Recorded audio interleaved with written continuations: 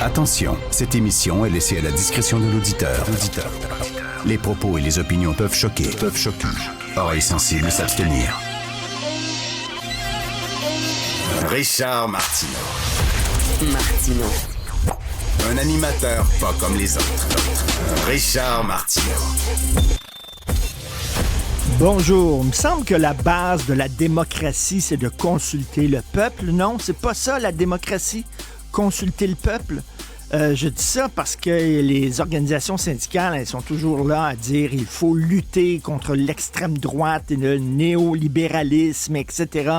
Ça représente des menaces épouvantables sur la démocratie.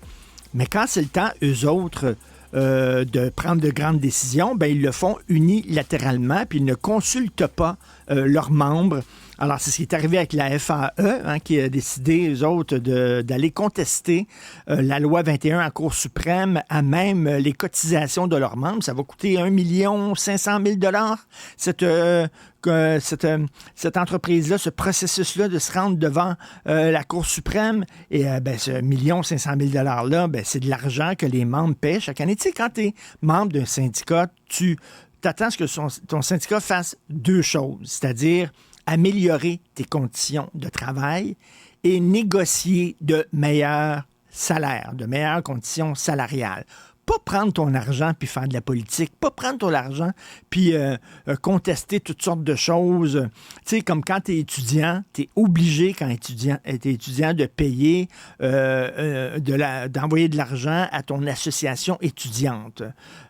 Et là, eux autres, ils devraient prendre cet argent-là et améliorer les conditions des étudiants. Non, ils prennent cet argent-là pour appuyer toutes sortes de causes au Guatemala, en Amérique du Sud, en Afrique, des affaires comme ça, toutes sortes de causes, ou pour la Palestine, contre Israël, etc., alors que ça ne devrait pas servir à ça. Et là, sur le site Internet du Devoir, vous pouvez trouver une lettre ouverte signée par une quarantaine de membres de la Fédération autonome de l'enseignement qui disent « Hey, vous ne nous avez pas consulté. Premièrement, quand vous nous avez négocié avec le gouvernement une nouvelle convention collective, on ne pouvait même pas lire c'était quoi exactement l'entente que vous avez signée avant le vote. On pouvait même pas, on n'était absolument pas au courant de ce que vous avez négocié avec le gouvernement.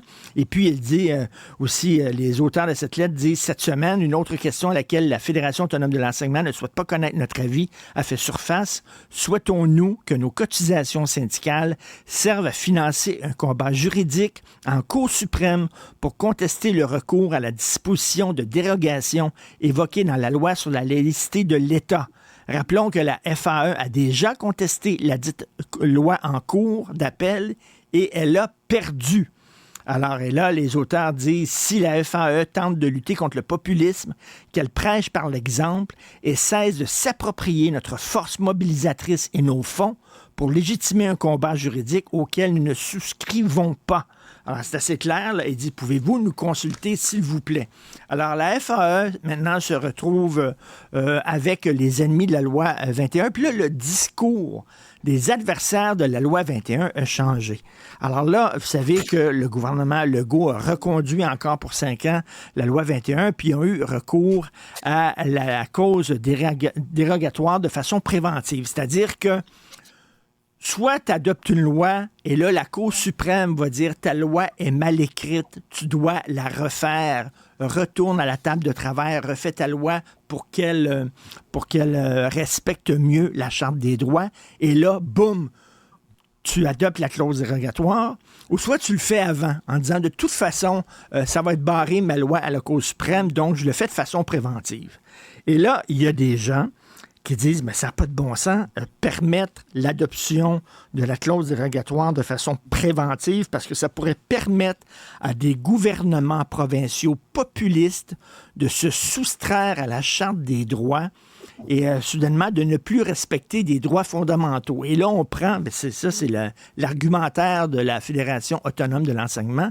Ils disent, par exemple, il y aurait peut-être un chef provincial populiste qui pourrait dire, nous autres, on est contre l'avortement dans notre province, donc on va se retirer momentanément pendant 5 ans de la Charte des droits, puis nous autres, on va bannir l'avortement, on va l'encadrer de façon rigide. Premièrement, c'est du délire. Il n'y a aucune province qui ferait ça. Au Canada, allez, au Canada. Vous pensez vraiment qu'il y a une province au Canada qui va dire, nous autres, on va interdire l'avortement. Écoutez, arrêtez de regarder là, ce qui se passe aux États-Unis. Là, c'est pas le même pays. Les États-Unis et le Canada, c'est pas la même chose. Puis deuxièmement, s'il y avait un leader qui était élu démocratiquement sur cette base-là, c'est pas ça la démocratie. Écoutez le peuple. Si les citoyens d'une province décident, à tort ou à raison, de bannir l'avortement, puis ils envoient un gouvernement, ils élisent un gouvernement sur cette base-là. Écoutez, c'est ça le jeu de la démocratie aussi. Là. Le peuple, des fois, peut avoir tort. Mais cela dit, c'est complètement débile. Et là, dans la presse, il y avait 2 textes dans la presse là, sur cet argumentaire-là. Il y avait Michel C.O.G. et aussi, il y avait un autre chroniqueur de la presse, Vincent Brousseau-Pouliot, qui ont dit c'est épouvantable parce que ça ouvre la porte à l'extrême droite. Michel C.O.G. a dit le gouvernement Legault a utilisé la disposition de dérogation pour protéger la spécificité du Québec, mais il a ouvert la porte, qu'il le veuille ou non, à une offensive de la droite canadienne sur les libertés fondamentales. OK. En disant, justement, là, il y a des gens de droite, il y a des gouvernements de droite qui pourraient faire la même chose et se soustraire à la Charte des droits et soudainement ne pas respecter les droits fondamentaux des citoyens. Est-ce que ça se peut que, par exemple, la clause dérogatoire permet aussi aux provinces de se protéger d'un populisme du gouvernement central? Parce que là, on dit, là, le gouvernement central a raison, puis là, les provinces, il pourrait y avoir des populistes dans les provinces, puis ils se retirent de la Charte des droits, mais ça peut être l'inverse aussi. Ça peut être l'inverse. Et là, dans ce texte-là totalement délirant là, de Vincent Brousseau-Pouliot de la presse, écoutez ça. Il dit la preuve que la clause dérogatoire peut être très dangereuse.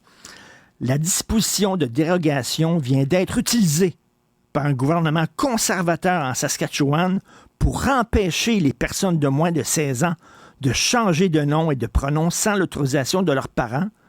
Et au fédéral, le chef conservateur Pierre Poilievre est tenté de l'utiliser aussi, la clause nonobstant, s'il est élu, pour soustraire aux chartes ces réformes du système de justice pénale. On va dire, c'est épouvantable, c'est l'extrême droite. En Saskatchewan, ils ont dit, hey, si un mineur décide d'amorcer un processus de transition et de changement de sexe, et par exemple, si moi, j'ai un petit gars qui est mineur, puis qu'à l'école, tout le monde l'appelle Sylvie ou Chantal.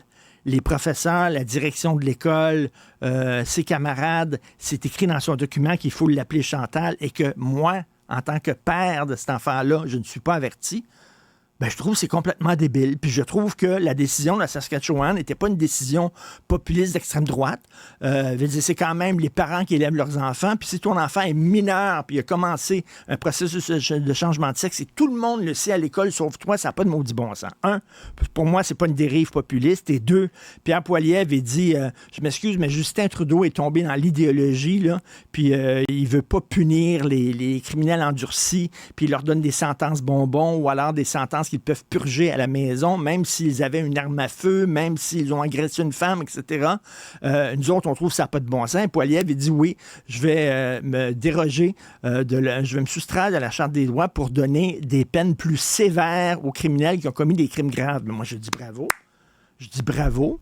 Ce n'est pas une dérive populiste. Et au contraire, est-ce que ça se peut que des provinces utilisent la clause dérogatoire comme un bouclier pour se protéger des dérives populistes de gauche de Justin Trudeau? Parce que là, on se raconte des blagues en disant Justin Trudeau, il est un peu mou, c'est un acteur de théâtre, là, c'est un professeur d'art dramatique, puis tout ça. Non, c'est un radical. Justin Trudeau, il a l'air gentil, mou, vraiment, là.